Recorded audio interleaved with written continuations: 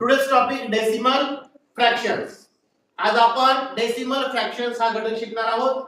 त्यातला सब टॉपिक आहे convert mix fractions into decimal fractions. आज आपण मिक्स फ्रॅक्शनला डेसिमल फ्रॅक्शन्स मध्ये कन्वर्ट कसं करायचं ते शिकणार आहोत. एक्झाम्पल आहे 6 integer 25 upon 100.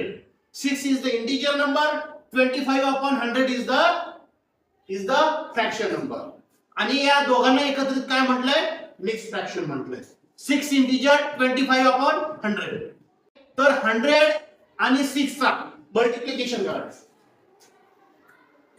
100 and 6 is multiply करायचा आणि त्याच्यामध्ये 25 is the ऍडिंग नंबर. याला ऍड करायचं. काय करायचं आहे? ऍड करायचं आहे म्हणजे त्याचे प्लस करायचं. चला तर आपण लिहूया काय स्टेप करायचं बघा. 100 into 6 plus 25 upon 100. हा 100 डिनॉमिनेटर आहे असंच लिहायचं. काय केलं आपण? 100 into 6 plus 25. 100 ones are 100, 100 twos are 200, 100 6 are 600. 100 सग 600. 100 चा आणि 6 चा गुणाकार केला, मल्टिप्लिकेशन केला तर काय येतो? 600 येतो. त्यामुळे 600 असं लिहिलं प्लस 25 आहे असं लिहिलं आणि 100 डिनॉमिनेटर प्लेसला लिहिलं. आता 600 प्लस 25 काय होईल? 625 होईल.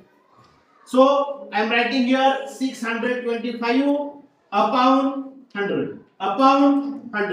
625 is the numerator, 100 is the denominator. आता याचं डेसिमल फ्रॅक्शन मध्ये रूपांतर करायचं. आपण मिक्स फ्रॅक्शनचं रूपांतर कशात केलं? फ्रॅक्शन मध्ये केलं.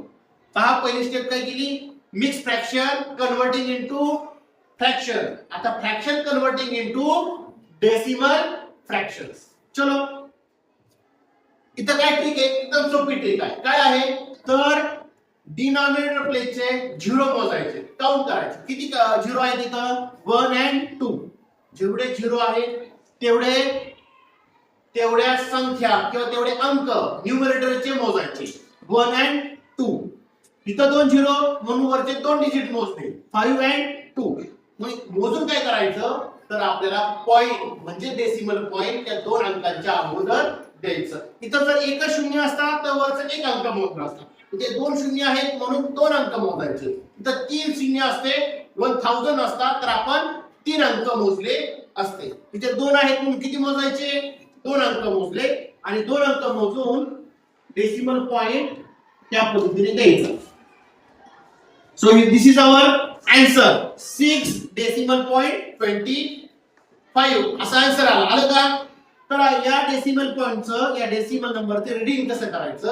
आपण जनरली रीडिंग करतो 6.25. सो दिस इज हे मॅथमॅटिकली करेक्ट नाहीये. याचं रीडिंग कसं आहे? 6 डेसिमल पॉइंट 25. 6 decimal point 25. चलो हे लिहायचं कसं ते सांगतो तुम्हाला. 6 डेसिमल पॉइंट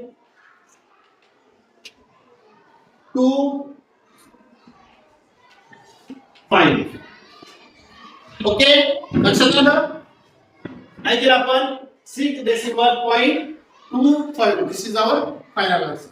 लक्षात आलं सर्वांच्या?